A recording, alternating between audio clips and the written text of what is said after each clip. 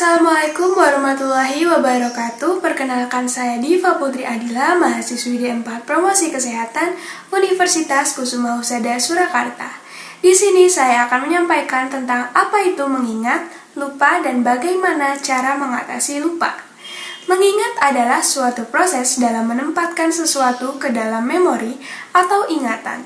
Proses mental digunakan untuk menyimpan memori tersebut untuk kembali diingat pada saat lainnya. Misalnya pengalaman, nama, perjanjian, alamat, nomor telepon, dan lain-lain. Ingatan adalah cara otak untuk mengintegrasikan sensori motor kepada representasi simbolik yang memungkinkan adanya prediksi akan kejadian yang akan datang. Dalam satu penelitian menyatakan bahwa pasien yang berusia di atas 50 tahun yang mulai mengalami kelupaan ringan hanya memiliki 9% kemungkinan resiko demensia. Alasan lain mengapa orang sering kesulitan mengingat adalah karena memori adalah sebuah fungsi dari konsentrasi, yang artinya ketika Anda melakukan banyak pekerjaan sekaligus, maka Anda akan cenderung mudah lupa. Menurut Lahey, menyatakan bahwa seseorang dapat lupa akan suatu informasi yang pernah diterimanya karena beberapa hal, yaitu decay theory. Artinya, informasi telah terlalu lama tersimpan dalam memori dan tidak digunakan. Namun, teori ini banyak dibantah, karena informasi terlupa justru pada tahapan sensori register dan memori jangka pendek. Jika informasi telah tersimpan dalam memori jangka panjang, maka lupa yang terjadi bukanlah karena telah lama digunakan, namun lebih karena terganggu atau bercampur dengan informasi lainnya. B. Interference theory. Menurut teori ini, lupa bukanlah disebabkan oleh informasi telah tersimpan terlalu lama, namun karena terganggu oleh informasi lainnya. C. Reconstruction theory. Teori ini menyatakan bahwa informasi yang telah tersimpan menjadi sulit untuk diingat kembali, bukanlah karena lupa, namun karena muncul dalam bentuk yang distort atau muncul dalam bentuk yang tidak tepat. D. Motivate forgetting. Teori ini menyatakan bahwa informasi tersebut menjadi hilang karena memang sengaja dilupakan, karena menimbulkan dampak negatif ketika mengingatnya. Lalu kemudian definisi lupa. Menurut Gulo dan Reber, definisi dari lupa adalah kehilangan kemampuan untuk menyebutkan atau memproduksi kembali mengenai hal-hal yang sebelumnya telah dipelajari seseorang.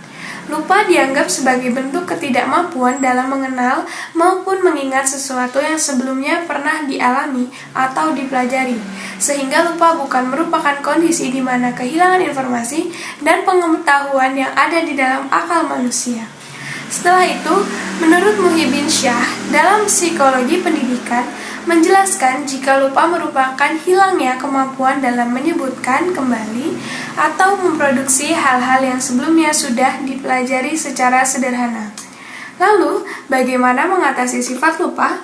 Mengatasi sifat lupa mungkin sangat sulit, namun dapat diatasi secara perlahan dengan cara-cara di bawah ini yang akan saya sebutkan. Yang pertama, overlearning atau belajar lebih. Cobalah untuk belajar melebihi dari batas penguasaan dasar dalam materi tertentu. Overlearning biasanya terjadi akibat respon tertentu yang muncul setelah seseorang melakukan pembelajaran di luar dari kebiasaan yang sehari-harinya dilakukan. Yang kedua, extra study time merupakan upaya untuk menambah alokasi waktu belajar tertentu, yang berarti seseorang tersebut menambah jam untuk proses belajarnya. Dengan menambah frekuensi belajar seseorang, maka akan meningkatkan kekerapan belajar dalam materi-materi tertentu. Cara ini memang cukup efektif meningkatkan dan melindungi memori. Yang ketiga, mnemonic device atau dikenal dengan mnemonic yang menjadi kuat khusus untuk dijadikan alat pengait untuk bisa memasukkan berbagai macam informasi ke dalam sistem akal seseorang. Cara mnemonic ini ada banyak ragamnya, seperti di bawah ini yang akan saya sebutkan. Singkatan terdiri dari huruf-huruf awal atau istilah digunakan seseorang untuk mengingat sesuatu. Pembuatan singkatan ini nantinya akan menarik dan menimbulkan kesan tersendiri. Yang kedua, sistem kata pasar.